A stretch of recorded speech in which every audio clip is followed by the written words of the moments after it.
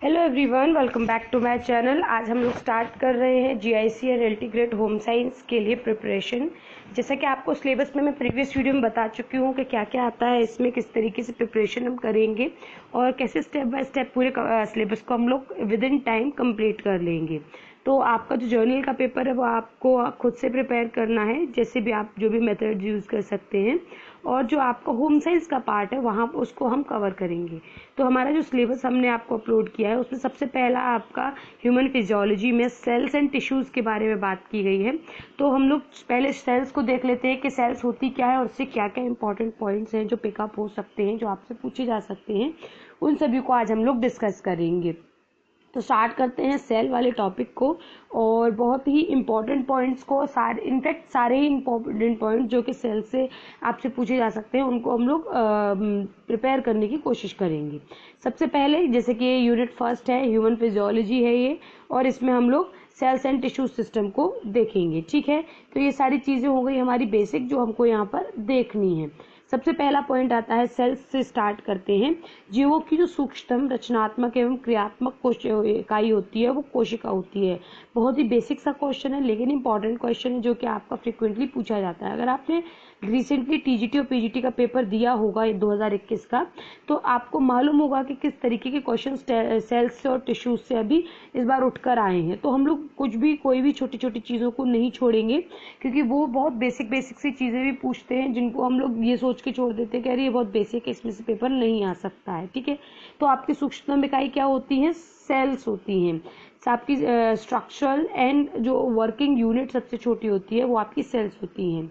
1665 में, देखिए याद रखिएगा, वैसे मैंने ईयर्स का अलग एक चार्ट आपके लिए प्रोवाइड किया है इस वीडियो में, जिसमें आप ईयरली सारी चीज़ें याद कर लेंगे कि सेल से रिलेटेड सारी खोज कब हुई थी, किसने की थी। तो 1665 ईस्वी में Robert Hooke, next important point, Robert Hooke ने क्रॉक में, काग में एक पतली सी काट थी जो कि मधुमक्खी के छत्ते के जैसे दिखाई दे रही थी, जिसमें असंख्य सूक्ष्म प्रकोष्ठ थे जिनको इन्होंने सेलुला नाम दिया। तो किस किस चीज को याद रखना है सेकंड पॉइंट में? एक तो 1665 रॉबर्ट हुक क्रॉक में, और जो मधुमक्खी की काट जैसे छत्ता था, और इसमें क्या थे, इसको इन्होंने सेलुला नाम दिया। बाद में क्या हुआ, ये सेलुला जो टर्म है, सेलुला का शाब्दिक अर्थ होता है कमरा, मतलब एक रूम, उनको रूम जैसे दिखाई दिए।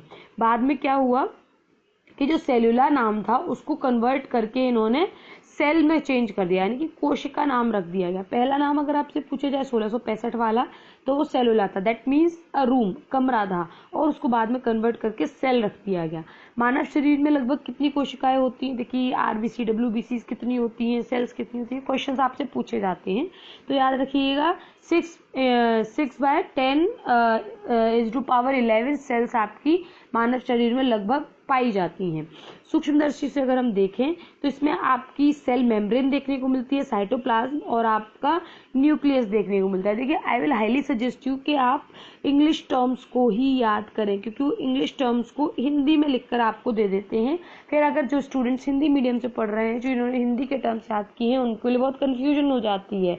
इसीलिए इंग्लिश टर्म्स को हिंदी में लिखकर याद कर लीजिए, दैट इज मच बेटर कि आप हिंदी के टर्म्स याद करें, क्योंकि आपको वो वहां पर देखने को मिल जाएंगे और आप आसानी से उन्हें कर पाएंगे। ठीक है, तो ये सूक्ष्मदर्शी से आपको ये चीजें दिखाई देती हैं। एक तो सेल मेम्ब्रेन है, यानी कि कोशिका झिल्ली है, दूसरा साइटोप्लाज्म है जिसे हम कोशिका द्रव्य कहते हैं, और तीसरा आपका न्यूक्लियस है जिसे हम केंद्रक या फिर नाभिक कहते हैं।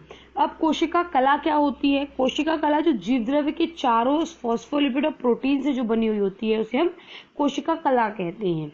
कोशिका भित्ति होती है एक, पादप कोशिकाओं के चारों ओर जो बन जाती है उसे हम कोशिका भित्ति कहते हैं, जो सेल वॉल होती है आपकी। जीव द्रव्य क्या है? जीव द्रव्य में एक्चुअली जो आपका प्रोटोप्लाज्म होता है जीव द्रव्य, इसमें आपके carbohydrate, protein, fat, nucleic acid, water और आपके अकार्बनिक खनिज लवण, ये सारी चीजें मिलकर जीव द्रव्य को बनाती हैं। सबसे पहले जो कोशिका को कॉक में देखा था वो रॉबर्ट हुक ने देखा था, और साथ ये हमने अभी अभी देखा है कि रॉबर्ट हुक ने देखा था और 1665 ईस्वी में देखा था। ठीक है, फिर उसके बाद है जीवाणु, प्रोटोप्लाज्म, प्रोटोजोआ और अन्य सूक्ष्मों का अध्ययन एंटोनी वॉन ल्यूवेनहॉर्न ने किया था। तो ये भी टर्म इंपॉर्टेंट है, जीवाणुओं, जीवाणुओं, प्रोटोजोआ और अन्य सूक्ष्मों का जो अध्ययन है वो किसने किया था, आपसे पूछा जा सकता है। तो आप याद रखेंगे एंटोनी वॉन ल्यूवेनहॉक ने किया था। जीव द्रव्य का नाम किसने दिया था, ये पुरकेन्स ने दिया था और 1846 ईस्वी में दिया था। केंद्रक की संरचना का अध्ययन सबसे पहले किसने किया था, स्ट्रासबर्ग ने किया था, बर्ग ने किया था। देखिए ये सारे जो इंपॉर्टेंट पॉइंट्स हैं उनको आप लिख लीजिए अपने पास, अगर आप लिख सकते हैं तो। अदरवाइज अगर आपको नोट्स चाहिए तो आप टेलीग्राम पर कांटेक्ट कर सकते हैं, वीडियो के डिस्क्रिप्शन बॉक्स में आपको उसका लिंक मैं प्रोवाइड कर दूंगी, ठीक है। उसके बाद है सुव्यवस्थित आणविक जो फैक्ट्री है उसे हम कोशिका कहते हैं। जैसे कि आपसे पूछ लिया जाए कि या तो आपसे ऐसे पूछा जा सकता है कि कोशिका क्या है, तो बहुत सारे ऑप्शन हो उसमें से आप चूज करें कि सुव्यवस्थित आणविक फैक्ट्री है, या फिर ऐसा हो कि आपको पूछा जाए कि सुव्यवस्थित आणविक फैक्ट्री किसे कहते हैं, सेल्स को, टिश्यूज को, हार्ट को, लंग्स को, किसको कहते हैं, तो आपको वहां चूज करना होगा। फिर है आपका कोशिका सिद्धांत किसने दिया था, तो है आपका मैथियस श्लीडेन और थियोडोर श्वान ने दिया था। इन दोनों ने मिलकर दिया था। उन्होंने बहुत सारी चीजें बताई हैं जो बेसिक हम बार बार पढ़ते हैं कि क्रियात्मक इकाई होती है सेल, ये हमारी बॉडी में जो ट्रांसपोर्टेशन है उनका काम करती है। इस तरीके के कई सारे इन्होंने सिद्धांत बताए हैं। 16 पॉइंट है आपका कोशिका के परिणाम में भिन्नता पाई जाती है। जो आपकी कोशिकाएं होती हैं वो एक दूसरे से साइज में डिफरेंट होती हैं, सारी सेल्स जो हैं वो सेम सिमिलर साइज की नहीं होती हैं। औसतन कोशिकाओं का जो परिमाण है वो 10 माइक्रोन से 100 माइक्रोन तक हो सकता है। कितना वेरिएशन है, 10 to 100 माइक्रोन इनका जो परिमाण है वो देखने को मिलता है, तो इसीलिए इनकी जो साइज है उसमें भिन्नता पाई जाती है। 1 माइक्रोन जो है वो 1/1000 मिलीमीटर की साइज का देखा जाता है। कोशिकाओं का जो परिमाण है ये हमने देख लिया, भिन्नता होती है। जंतुओं में कोशिकाएं 90 सेंटीमीटर से 1 मीटर तक लंबी होती हैं, तो ये याद रखिएगा। जंतु यानी कि जो कशेरुकी होते हैं इनमें 90 सेंटीमीटर से 1 मीटर तक ये लंबी हो सकती हैं। जीके का भी क्वेश्चन है और होम साइंस का भी क्वेश्चन है। मुर्गी का अंडा एक कोशिका का होता है। जो आपका हेन का जो एग है वो 1 सेल्यूलर होता है, यानी कि वो सिर्फ एक सेल है, वो सिंगल। फिर है शुतुरमुर्ग का अंडा सबसे बड़ा होता है, इसका व्यास लगभग 15 सेंटीमीटर होता है। केंद्रक का नाम रॉबर्ट ब्राउन ने 1883 में दिया था। किसने दिया था, केंद्रक का जो नाम है वो रॉबर्ट ब्राउन ने 1883 में दिया था। अगर हम शरीर शास्त्र के अंतर्गत कोशिकाओं को देखें तो ये 6 प्रकार की होती हैं। 6 टाइप्स में हम फिजियोलॉजी में 6 पार्ट्स में हम सेल्स को डिवाइड कर सकते हैं। आपका एपिथेलियल सेल्स यानी कि जो सबसे आउटर लेयर मोस्ट लेयर होती है, जिनको आप अभी अपनी आंखों से देख सकते हैं, और इसका भी रिसेंटली ये जो क्वेश्चन है वो आपका पीजीटी में पूछा गया था। पेशीय कोशिकाएं यानी कि मस्कुलर सेल्स, जो आपकी ऐच्छिक, अनैच्छिक और हृदय पेशी 3 पार्ट्स में डिवाइडेड होती हैं। फिर उसके बाद है आपका ब्लड सेल्स, उसके बाद आता है आपका अस्थि यानी कि बोन सेल्स, फिर है आपका संयोजक यानी कि करेक्टिव सेल्स, और फिर आपका आता है तंत्रिका कोशिकाएं यानी कि नर्व सेल्स। तो आपको इनको बेसिक 6 पार्ट्स में इनको ये डिवाइड किया गया है, ठीक है।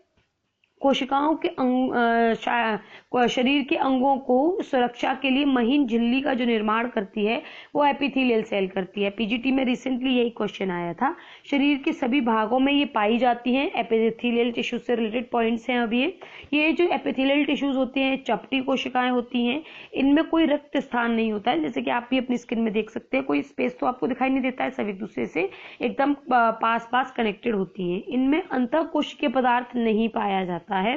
द्वितीय प्रकार की कोशिकाएं यानी कि मस्कुलर सेल्स होती हैं। ये जो नेक्स्ट पॉइंट आपका शो होता है, देखिए एपिथेलियल टिश्यूज हो गए यहाँ पर। ये हम यहाँ पर जो हमने देखा था एपिथेलियल टिश्यू देख लिया। सेकंड हमारी पेशीय सेल्स हैं यानी कि मस्कुलर सेल्स हैं। तो ये जो मस्कुलर सेल्स होती हैं ये द्वितीय प्रकार की कोशिकाएं कहलाई जाती हैं, यानी कि सेकेंडरी टाइप ऑफ सेल्स हैं। ये पेशी ऊतक तथा शरीर के सभी मांसपेशियों का ये निर्माण करती हैं। देखिए मस्कुलर सेल्स का और बॉडी के जो जितने भी आपकी मसल्स हैं उनका निर्माण करती हैं। ये 2 प्रकार की होती हैं। 2 प्रकार की कौन कौन सी हैं? रक्त कोशिकाएं रक्त का निर्माण करती हैं। ये जो आपकी ये पेशी होती हैं 2 होती हैं। मैंने जैसे कि भी आपको थोड़ी देर पहले बताया था कि ये ऐच्छिक और अनैच्छिक होती हैं, और हृदय पेशियों को भी इनमें काउंट किया जाता है। फिर उसके बाद आती हैं आपकी रक्त कोशिकाएं। ये जो है आपके रक्त के निर्माण के लिए हेल्पफुल होती है। थर्ड टाइप ऑफ सेल्स है ये आपकी, ये दो प्रकार की होती हैं, आरबीसीज एंड डब्ल्यूबीसीज। आरबीसी एंड डब्ल्यूबीसीज ये आकार और कार्य के रूप में ये दोनों एक दूसरे से भिन्न होती हैं। They both are different on the basis of the size and the function. डब्ल्यूबीसीज का क्या काम है और ये कैसी होती हैं? ये अनिश्चित आकार की होती हैं, अनियमित होती हैं, गोलाकार और कुछ लिजबिजी सी होती हैं। इनका मुख्य काम शरीर को सुरक्षा प्रदान करता है, एंटीबॉडीज को डेवलप करना, शरीर को रोगों से बचाने का काम डब्ल्यूबीसीज का है। आरबीसीज कैसी होती हैं? ये बाइकॉनकेव होती हैं, गोल टिकिया के समान होती हैं और ऑक्सीजन का परिवहन करने का काम करती हैं। नेक्स्ट आपका आती है, नेक्स्ट टाइप ऑफ सेल्स हैं आपकी अस्थि कोशिकाएं, यानी कि आपकी बोन सेल्स। ये अनियमित आकार की होती हैं, केंद्रक इनका अपेक्षाकृत बड़ा होता है। देखिए इंपॉर्टेंट पॉइंट है, याद रखिएगा, केंद्रक अपेक्षाकृत बड़ा होता है। इन कोशिकाओं के चारों ओर रेशे पाए जाते हैं। किन कोशिकाओं के चारों ओर रेशे पाए जाते हैं? तो अस्थि कोशिकाओं के चारों ओर रेशे पाए जाते हैं। नेक्स्ट हमारी सेल है संयोजक, यानी कि कनेक्टिव टिश्यू सेल्स। तो ये शरीर के किन्हीं दो भागों में आपको आपस में जोड़ने का काम करती हैं। जो आपका टेंडन और जो आपका लिगामेंट है वो इस कैटेगरी में आएंगे। अनियमित आकार की होती हैं ये और बीच में रिक्त स्थान अपेक्षाकृत इनमें अधिक होता है, यानी कि जो दो सेल्स है उन दोनों के बीच में ज्यादा स्पेस देखने को मिलता है।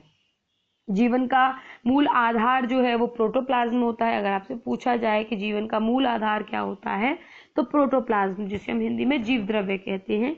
कोशिका द्रव्य की क्या विशेषताएं होती हैं कि ये अर्धपारदर्शक होता है, ये कलात्मक होता है, ये जालीनुमा होता है। तो कोशिका द्रव्य आपका ये तीन विशेषताएं मुख्यतः इसमें पाई जाती हैं।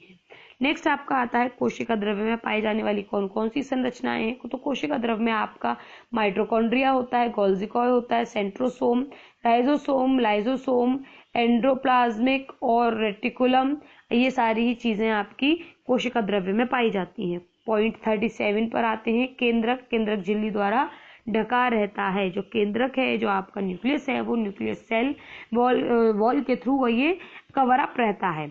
इसमें केंद्रक द्रव्य तथा क्रोमेटिन का जाल पाया जाता है। जो आपका केंद्रक है उसमें आपकी जो केंद्रक की झिल्ली होती है उसमें केंद्रक का द्रव्य होता है और क्रोमेटिन का जाल पाया जाता है। केंद्रक के चारों तरफ दो झिल्लियां होती हैं, उन दोनों झिल्लियों के बीच में ये केंद्रक द्रव्य और क्रोमेटिन का जाल पाया जाता है। ठीक है, अब हम बात कर लेते हैं कुछ इंपॉर्टेंट डिस्कवरीज की जो कि आपकी सेल से रिलेटेड की गई थी, जो आपको ईयर्स और उनके इन्वेंटर्स को याद रखना है, जो आपसे पूछे जा सकते हैं। 1665 में रॉबर्ट हुक ने सेलुला की खोज की, जिसे बाद में सेल का नाम दिया गया। 1772 में कॉर्टी ने प्रोटोप्लाज्म देखा। 1833 में रॉबर्ट ब्राउन ने न्यूक्लियस देखा और उसका नाम भी दिया। 1838 में श्लाडन और श्वान ने न्यूक्लियस की खोज की और कोशिका का सिद्धांत भी इन्होंने दिया। 1840 में जे.ई. पुरकेन्स ने प्रोटोप्लाज्म का नाम दिया। 1867 जे.एल.एस. जॉर्ज ने गोल्जी की खोज की और 1881 में डब्ल्यू वेल्डेयर ने, फ्लेमिंग नहीं है, डब्ल्यू वेल्डमेयर ने क्रोमोसोम्स का नाम दिया। क्रोमोसोम्स इंपॉर्टेंट पॉइंट है, याद रखिएगा। 1882 में डब्ल्यू फ्लेमिंग समसूत्री विभाजन की खोज की इन्होंने। 1941 क्लाडी ने राइबोसोम की खोज की और माइक्रोसोम को भी नाम दिया। 1953 में डी वॉटसन एंड एफ.एच. क्रिक ने डीएनए का मॉडल प्रस्तुत किया। 1955 में क्रिस्टन ड्यूवे ने लाइजोसोम की खोज की थी। तो ये आपके इंपॉर्टेंट टर्म्स थे, जो आपको पॉइंट्स थे, जो आपको याद रखने हैं। नेक्स्ट वीडियो में हम लोग डिस्कस करेंगे कि इसके क्या पार्ट होते हैं, किस किस का क्या काम होता है और कौन कौन से इनमें पार्ट पाए जाते हैं। तो बेसिकली यहाँ पर हमारा कंप्लीट होता है फर्स्ट पार्ट कोशिका से रिलेटेड। कोई क्वेश्चन क्वेरी हो तो आप पूछ सकते हैं और आपको अगर नोट्स चाहिए तो आप टेलीग्राम पर कांटेक्ट कर सकते हैं। Thank you for watching my video and have a good day. Don't forget to subscribe my channel. Bye bye.